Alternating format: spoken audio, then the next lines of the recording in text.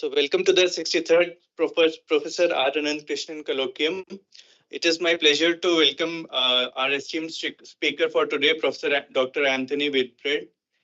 So, I'll just give a brief introduction about Professor Anthony. He currently serves as the program leader of the Sustainable Livestock Systems team at the International Livestock Research Institute, a renowned center dedicated to advancing livestock systems and their critical role in smallholder development. Under his leadership, the team addresses pressing issues of climate adaptation and mitigation within crop, livestock, and pastoral systems across Asia and Africa. Before joining this institute, Professor Whitbread was the research program leader for ICRISAT systems work based in India from 2014 to 2019 and in Tanzania from 2020 to 2022. His extensive career in the CGIAR system follows a distinct research trajectory in crop livestock systems across semi-arid regions of Australia, Southeast Asia, South Africa, and CSIRO Australia. Additionally, he served as a professor of crop production systems in tropics at the George August University in Göttingen, Germany. His expertise spans across agronomy, soil science, farm system analysis, crop modeling, climate risk management, forage and pasture systems, and spatial analysis. As a highly cited author, he has made significant contributions to science and continues to nurture the next generation of researchers as he supervises postdocs and PhD students at George August University and University of Sydney. He also holds an adjunct professorship with the University of Western Australia. He earned his PhD in soil science and agronomy from University of New England, Australia. Today, he will be delivering a talk on context-specific climate-informed agro-advisories from climate risk management at scale. His talk will highlight the collaboration between ICRISAT and several Indian institutes such as IITM, IMD, ICAR, and was funded through the Monsoon Mission 2 projects. This collaboration has resulted in innovative approaches and tools for scaling context-specific agro-advisories. This initiative was piloted in Anantapur and is now expanded to various other African countries. This seminar will emphasize the legacy and impact of these efforts, which continue to benefit millions of farmers in India and Africa. We highly value your association with the Monsoon Mission, and please join me in welcoming Professor Anthony.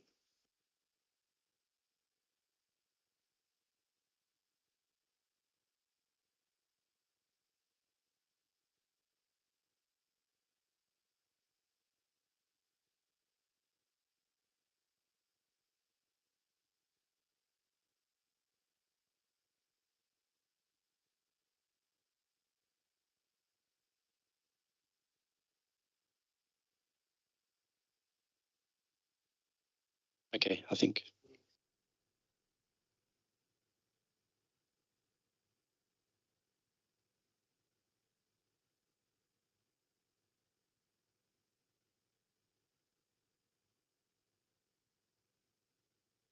Can everyone hear me? It's okay, yeah. I need a pointer as well. So a great pleasure to be with you today. It's 5 years, I think, 4.5 years since I was here. The pandemic was starting in February, March 2020, and there was a big conference here. And I think it was some of the last flights at that time going back to Tanzania where I was living. So I quickly exited Pune and went back home. And then, yeah, many of us were stuck in our places for a number of years after that. So we've managed to keep this work going over the years, thanks to a great collaboration with many Indian institutes and some great support from IITM, and particularly Dr. Surachandra Rao has been a great colleague for many years. So I'll give a few remarks today around the work that I've been doing with the CGIAR and ILRI, International Livestock Research Institute. I want to cover climate risk mainly, and talk about how we manage inherent climate risk, how we use digital tools, and how we scale information and get it to farmers, get it to decision makers across the value chains that are linked to farmers. CGIAR is a network of research for development agencies right across the developing world. And so there's 13 or 14 centres working on different commodities, different geographies. The one I work for now is International Livestock Research Institute, and it focuses very much on livestock systems and how we can build poverty alleviation and livelihoods for livestock keepers worldwide. But ICRISAT, it's the only centre based and headquartered in India. That's in Hyderabad. There I was for 8 years, and that's another centre that works on dryland cropping. So there's a number of specialty centres. I think most of you are aware of the different centres that are working, and I think all of them are working in India as well. But ILRI is based across South and Southeast Asia and Africa. Our headquarters are in Nairobi in Kenya, and also in Addis Ababa in Ethiopia. And it's an agency of about 700 staff working around these issues of livestock. We're working right across Africa and West Africa and East Africa on these topics. So we're covering the whole spectrum of work around livestock genetics, health, One Health issues, feeds and forages, policies, institutions, and scaling. And the program that I lead is very much around the sustainable livestock systems. So how do you build livestock systems in the smallholder context in a sustainable fashion? So one of the key constraints or challenges in livestock systems is most farmers are livestock keepers, in fact. And most farmers are exposed to the vagaries of weather. They're exposed to the year-to-year and the season-to-season variation. And they often use livestock to bring some resilience to their farming systems. And so livestock is key to kind of climate risk management and resilience. And it's key to bringing livelihoods often to minority groups or to women or to people that haven't got access to other forms of income. So livestock's a particularly important aspect of development. And the group that I lead is focused very much on the climate, the adaptation, so trying to adapt to new climates, new variability, extreme events, but also the mitigation aspects. And mitigation is very much trying to reduce the impact, in this case, of methane. Most of the greenhouse gas that comes from livestock systems is in the form of methane. And so this is a very powerful greenhouse gas, which is further exacerbating the greenhouse effect. So much of our work is about these two aspects. Of course, you can't do these science in isolation. These are systems programs, they're systems aspects. So we have to work on aspects of gender and social inclusion, socioeconomics, and we use modern techniques like digital agriculture to try and scale up.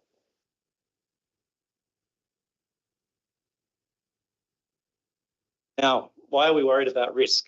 And this is why the Monsoon Mission 2 project came about, because farmers, particularly these semi-arid farmers, face this inherent climate risk. And they face also many other risks, of course, price and storage and so forth. But this last one, climate risk, remains a huge disincentive for investing in innovation. So once a farmer is risk adverse, even if we produce innovations, we work with farmers to bring positive changes to the system, often they're risk adverse. And so this climate risk has many impacts on that farmer and how they will invest in their farm and invest in technology. A range of ways of approaching climate risk. The most common one is this tactical, so this in-season tactical kind of responses. So in cropping systems, we might change variety, we might change sowing date, we might change our amount of inputs that we're putting onto a system, onto a farm. We might look at, in livestock systems, de-risking tools, things like bringing climate information to livestock keepers. We have a great example in ILRI of bringing insurance, index-based livestock insurance to livestock keepers in pastoral areas. Increasingly, there's advances in digital technologies, sensors, and of course, linking that to climate information. These are all ways of tactically managing climate. And largely what we're doing and largely what we've collaborated with IATM to do. But there's also this strategic aspect of managing climate. We have to redesign future farming systems to be more resilient. We know that there's more and more extreme events, and often we have to understand that the existing design of our agricultural systems cannot cope with these extreme events. And I was happy to hear that in the discussion before about the prediction of extreme events is becoming more important to IATM. So I wanted to take you briefly through the results from the monsoon mission work that we did, and then show how it's had an impact both in India and Africa, and then give some ideas about where we think some of the innovation could happen in the future, and hopefully we can collaborate together in Monsoon Mission 3 or Monsoon Mission 4 or whatever happens. So our relationship kind of started in maybe 2015 or 16, I think, and we developed some projects with Monsoon Mission 2. And one of the most important outputs was this development of a system called the Intelligent Systems Advisory Tool. And it started as a sowing app, basically an app that a farmer could use that could help them pick the best sowing time. And it was a lot of this work was done in Ananthakrishnan, which is in Andhra Pradesh. And this is a particularly dry area. And we always felt if we could get climate information into the hands of farmers in Ananthakrishnan, they would be much better off, and we could then take that to more favourable areas as well. But this had been going on in ICRISAT for a number of years, this climate risk story. And we brought together a lot of knowledge, the knowledge of scientists, the knowledge of farmers, because farmers have a lot of indigenous knowledge about how they manage climate, how they respond to climatic events. We brought together modelling, my group, groups from Australia, groups from the different parts of CSIRO, groups in India have been modelling, developing models of agricultural systems, process-based models. You guys do the atmospheric physics. We do the process-based models of how plants grow and how they respond to inputs, sunlight, rainfall, and so forth. So we have these pretty well advanced plant, soil, farming system models. And we put these together into packages, and we developed this ISAT tool, which is actually pretty simple in the end. It helped us develop weather advisories basically in real time, and they were context specific. So they would be relevant to a farmer at that point in time. And that's the key thing about getting climate information and agricultural extension to farmers and for them to action it. It's got to be relevant today. There's a rainfall event coming. The crop is at a certain stage. That farmer needs to apply some inputs to it. So they need to be able to make that decision with really reliable information. And so this ISAT tool was something that did that. And the sowing app was the precursor for that. And in the time that we worked with Monsoon Mission 2 projects between 17 and 2020, we reached many thousands of farmers in Ananthakrishnan directly, and a lot of this work was then scaled up through different media platforms and social media and so forth, and radio. Basically, it's an approach which takes you through data analytics, so understanding climate data, linking that to forecasts, and that's why the relationship with IMD and IATM was key.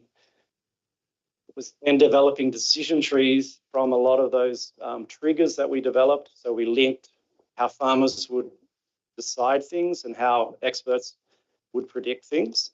And we brought these together in decision trees that then generated messages that were then disseminated. So a decision tree, this is a very simple example of a decision tree, which takes the user through, they don't see this is through an app, but the decision tree is basically a coded set of options in the background. And in this example, it's a seasonal climate forecast. You have, predictions of the monsoon in April or May, and then we're trying to give farmers information about the likely onset dates and the likely quantity of the monsoon. And so we develop these decision trees with a range of kind of branches. Once you're in the season, there's many more decisions to make. and they're based on the stage of the forage or the stage of the crop, the soil type, how much soil water would be there, whether there was rainfall recently, whether there's predicted rainfall. So we had another set of decision trees, and these kind of decision trees kind of branch out into almost hundreds of messages. And this starts to link to being able to use in future work, AI. So if we link these Indigenous knowledge, scientific knowledge, this analytics and this forecasting, that's where we start to get really powerful things going on. So we worked with these Ananthakrishnan farmers down here, sending messages in local language through SMS. And then we started working with African farmers on something similar. And I'll take you through that story as well after I show you some impacts of the monsoon mission work. I don't know if you can see that very well, but it's showing you how farmers use agro-advisories in practical terms. And it's saying things like 90% of farmers would use a prediction for planting and harvesting, and they would use it for land preparation, sowing, in-season operations. But the two really strong ones are planting and harvesting. In fact, the harvesting was a surprise to us. But many of those farmers, especially the groundnut farmers, need a dry period to harvest and to dry their groundnuts and try to avoid spoiling of the produce. And we did a lot of surveys of farmers, quite some hundreds of surveys, and tried to understand the impact of these agro-advisories on farmer behaviour. And you could see treatment villages here these are very much groundnut-dominated regions in Ananthakrishnan. You can see that these farmers were growing groundnut about 40% of the time, 23% was pulses and other crops, castor bean and so forth. Whereas the control villages, farmers that weren't getting access to agro-advisories, kind of stuck with their traditional way of managing. They stuck with groundnuts and they weren't using agro-advisories to bring on. This is all India so far. Yeah. I haven't started on Africa yet. Sorry? Full size? It's all in Ramaraj's paper, 2023, Climate Services. Some hundreds of farmers were surveyed over 3 seasons. So it's a very robust data set. This is just an example of the sort of impacts on yield for different villages across that area. And overall, there was a large impact of something like 50% increase in productivity in yields of groundnuts. And there was also surveys of how farmers felt the messages were affecting their management. So it's a great paper by Ramaraj. He's now working for IMD that you can get access. It's an open access publication. Touch on Africa, and perhaps what wasn't designed in the beginning was the impact of the Monsoon Mission 2 work on the work we were doing in many parts of Africa. And in 2020, we started this program called ICRA, Accelerating the Impacts of CGIAR Climate Research in Africa. And it's a big program, $60 million across 6 countries. It was led by a consortium of CG centres. It was also with national med agencies like IOTM and IMD, but in the different African countries. And it was with the national systems and universities. And so here we had the challenge of disseminating climate information services to millions of smallholder farmers across these countries, develop public-private partnership models for taking that information through the private sector, and to try and create the large-scale diffusion and adoption of climate-smart agricultural practices. And so we undertook this work in a number of countries. The work that I was directly associated with was in Senegal, Kenya, and Zambia. And the ISAT model that we developed with you guys was directly used and modified for our use in those countries. And it's reached, last year we did work in Senegal that reached over 500,000 farmers. So not directly, so we were working with private sector agencies to develop these messages through the seasons. And then the radio systems and the extension agencies would pick these up and start broadcasting these messages as well. So these numbers start to become really large, from these few thousand in Ananthakrishnan to more than many hundreds of thousands in Senegal and these other countries. So my colleague, PhD student Jacob Emmanuel, who did his internship here in ICRISAT in 2019, he's done his PhD, just about to finish, and he's also done it largely on ISAT, and he's also implemented this kind of ISAT methodology through 3 seasons in Senegal and in Tanzania. And he's been continuing these surveys of how farmers are impacted by climate-informed agro-advisories, particularly at a context-specific scale. And so this is some of the results showing the farmer responses. Again, they're fairly similar to what we found in Ananthakrishnan. We found that farmers found that they were doing better management, making timely decisions, selecting better crops and achieving better yields. He also found, similar to Ananthakrishnan, the relevance of the advisories were very much on, well, weeding and harvest, but also had implications for sowing and in-season methodologies. And this paper is also under review in Ag Systems, so we hope that's out in a few weeks' time. At the same time, we also realise that we can't expect to reach millions of farmers by creating an app and disseminating it somehow.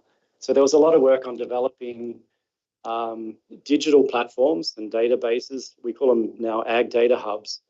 This was done very much with the colleagues from CREDA, from ICRISAT, from ITM and IMD.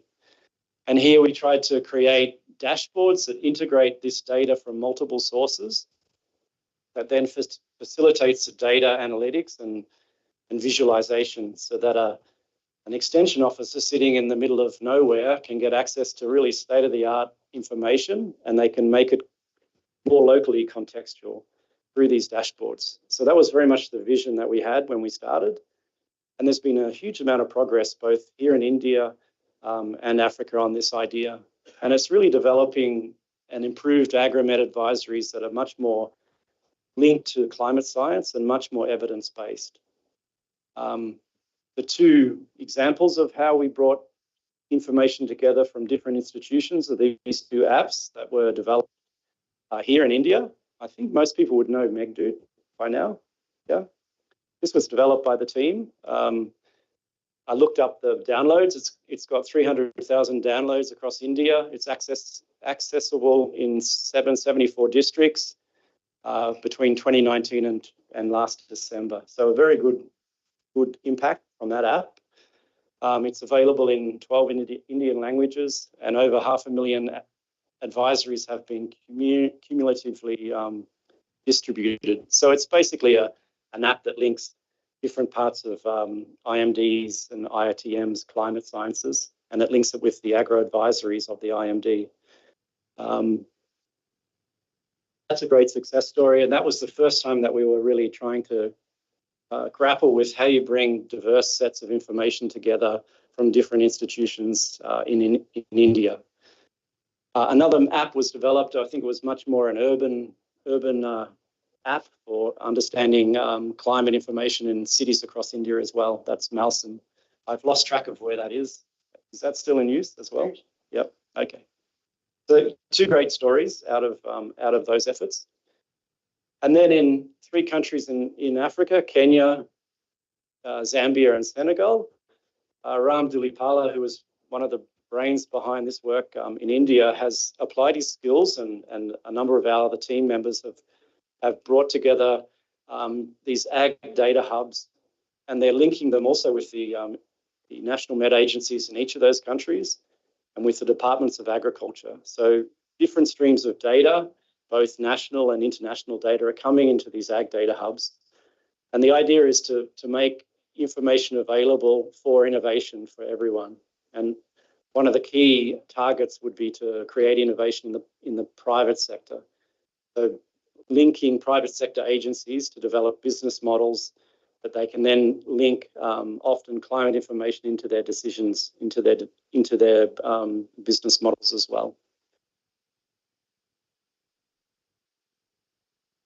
Yeah, so there's plenty of limitations to using climate data to manage climate risk, and these are some of them, but many of them we're starting to be able to manage. There is a challenge of scaling, and I think we were talking about downscaling climate information here in the last meeting. Farmers need context-specific real-time information, partly on the climate, partly on the forecasted rainfall and temperatures and so forth, but they also need us to understand the soils, the crop varieties, the sort of forages, the sort of decisions that they're making at that time. And to do that properly, you need two-way interaction. It's not about us sending messages, SMSs. That's a very one-way push. It's got to be a two-way flow. And the only way you can really do that, I think, is through the use of smartphones and having input from the farmer. For instance, sowing dates, varieties, information about their fertilizer or their weeding. These are kind of critical information points that we need. Also, on-farm rainfall data is another one, which I think improves the value of our agro-med advisories by a large degree. So that's the first kind of lesson that we've learned. Yeah, there is an availability challenge in high-resolution met and soils data right across every geography we're working, particularly in these African countries. They're far behind India in terms of resolution of data. We need to get into this area of analytics. So you need to have capabilities of scientists that understand how to analyze climate data and link it to agronomic and other sorts of sciences. Forecasts are often probabilistic. They're not often they're not a deterministic. We're not saying it's going to rain or it's not going to rain. It's a probabilistic. It requires some communication and education of our users to understand how you use probabilistic information. And the forecast skill is often a big barrier to using forecasts, particularly the seasonal climate forecasts. And I know there's been quite a bit of advances in ITM's long-range forecasts in the last 12 months. So that kind of technology advance will flow into our information and make it more reliable. And I think one of the conclusions is providing the required information and empowering farmers and other users to make their own decisions is more effective than just prescriptive extension. So I wanted just to finish on where I think some of the new innovations are for our work in this area. And this is not me thinking. This is a kind of a consortium approach to developing these sorts of approaches. The first one is there is a broader de-risking agenda in agriculture and livestock systems. And here we can look at, as well as climate information services, we can look at aspects of insurance, livestock insurance. We often have to consider the public-private partnerships we need to be able to scale, because in many of the geographies we're working in, the extension agencies are very weak. And so the only way we're going to get proper information out to our users is through private sector innovation. And that will often be in partnership with the public sector. And so that's what the ICRA program in Africa is very much about, trying to create those business linkages and support the private sector to innovate using science. Areas I think that we should be pitching in our next set of work to perhaps Monsoon Mission 3 around these areas, these big data approaches to getting information into the hands of users.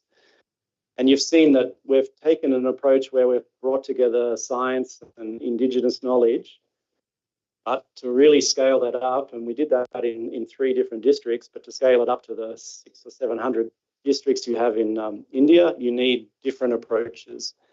And these are where AI, artificial intelligence, perhaps large language models, and these sort of chat GTP came into the picture. And we've been talking about this gamification aspect as well for a number of years. And this is an approach to linking the conditions to the advisories, and in a way. And this links also to the ag data hubs that we had presented earlier. And the final area, I have to keep mentioning livestock because I work for the International Livestock Institute now, ILRI. Livestock is far behind agronomy, I would say, in terms of extension, and it's linked to climate. And I think that's where we can make a lot of gains in linking livestock information extension into the climate aspects. We ran a workshop last year in August. I think actually the 31st of July was the workshop. It was in Delhi, and the conclusions were that there's a lot of really rudimentary kind of non-context specific livestock extension information, and there's a lot of innovation to start linking it to context-specific advisories and to climate information.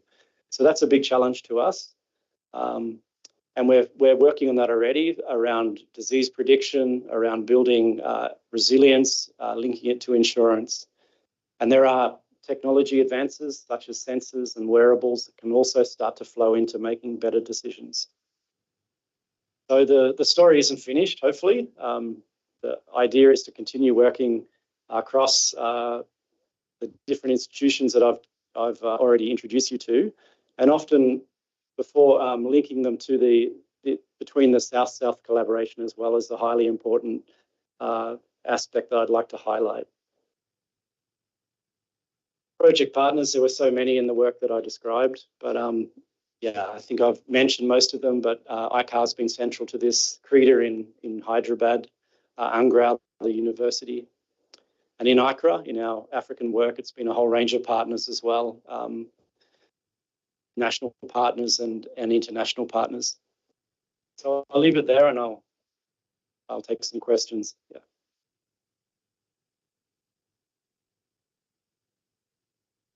Thank you, Professor Anthony, for a wonderful talk. This is a wonderful example of how our forecasts have been used for benefit of the farmers. This type of work always comes with a lot of challenges. There is always some reluctance in farmers, so they have done a lot of hard work to convince them to use these advisories, and it is heartening to see that this work is now continuing and helping farmers in Africa. So thank you, and if anybody has some questions.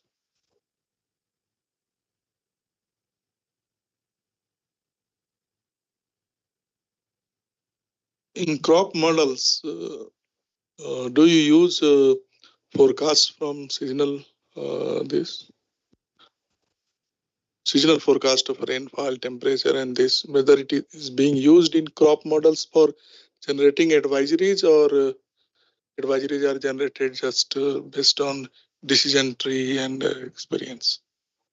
We don't hardwire the actual seasonal forecast into the crop model. So we run scenarios. The main way you would use crop models is to run a scenario. So if it's pre-season, we can run scenarios of what, say, ITM gives a seasonal climate forecast in April of a far below normal monsoon. We could run crop models to predict what are the different options. So that's how we often use them in a predictive sense. But even if you don't have seasonal forecast, you have scenario of La Nina, El Nino, and that also can be used in the same way, I think. No, we do that as well. So we would often use historical climate information. We would put together daily climate records back as far as we can. In India, we can get them back to the early century, 1900s. In many of the countries in Africa, it's only the last 30 or 40 years. We often generate then data. We can statistically generate data to make the model runs longer. But modeling is a lot about using those long-term scenarios and running different scenarios using those long-term weather historical analysis. And we can start to tease out the events, the El Nino, La Nina events, the different climate events, and how that affects and how you would then change management. So that sort of approach is behind the triggers in ISAT. It's very much driven by seasonal climate. So this will be mainly useful during sowing. But during the progress of crop and this. Yeah, look, as a farmer, most of your decisions are made pre-season and at sowing.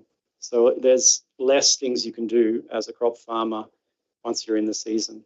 So the pre-season that's why I've always been on about trying to improve the pre-season advisories, because a lot of the decisions are made pre-season. Once you're in the season, you can change some things. You can reduce inputs. You could change the end product. You could, instead of taking it through to grain, you could put it into grazing. But you have a limited number of options once you're in the season. So that's why we have to get the skill pre-season much better. Yeah. Okay.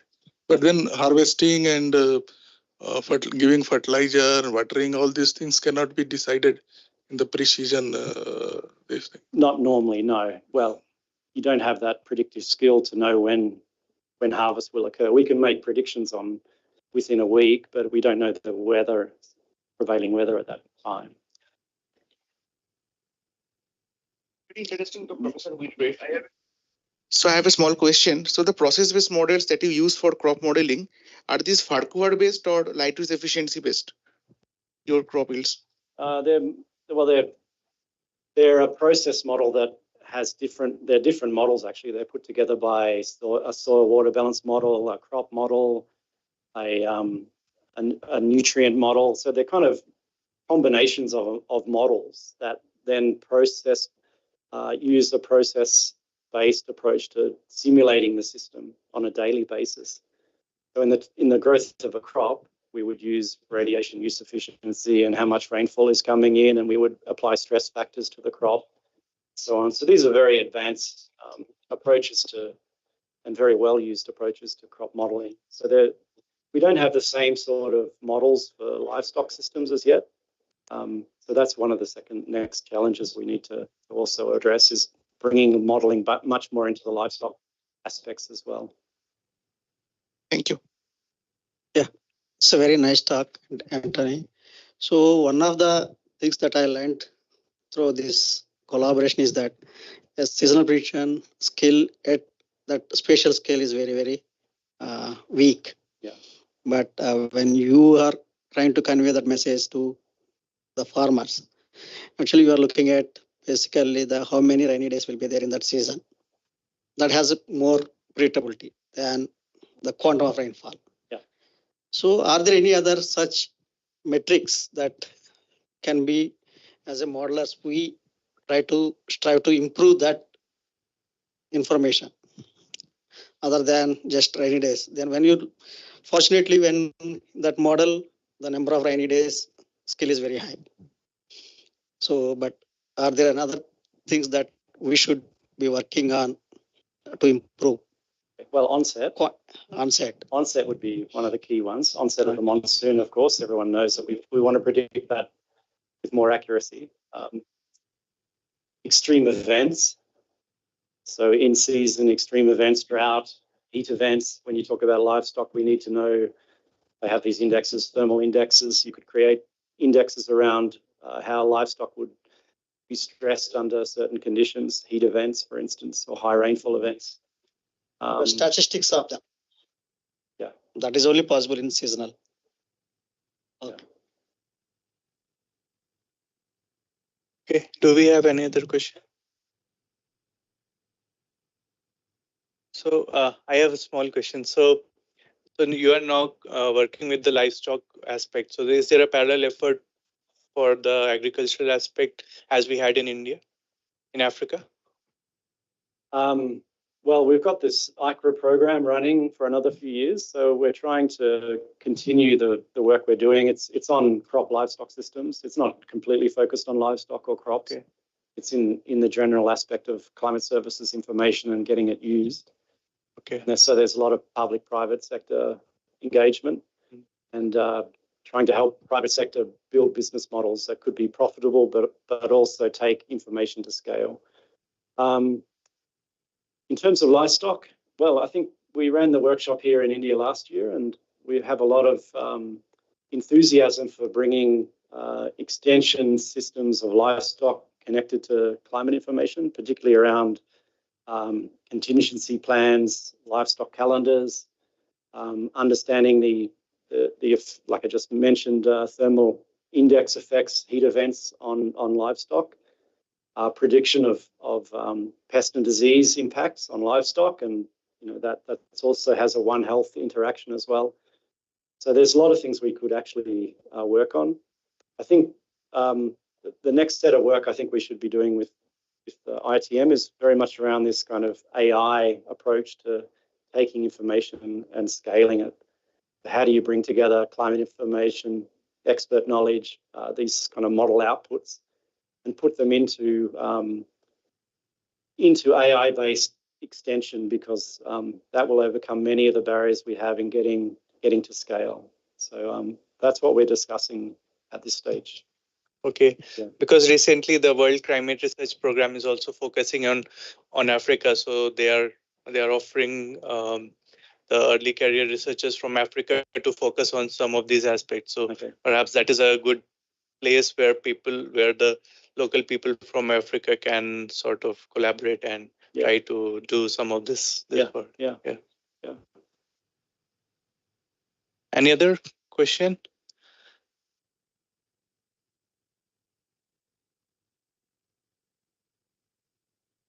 So thank you, Professor. Let us thank Professor Anthony for a wonderful talk. Tea is arranged outside the opposite hall.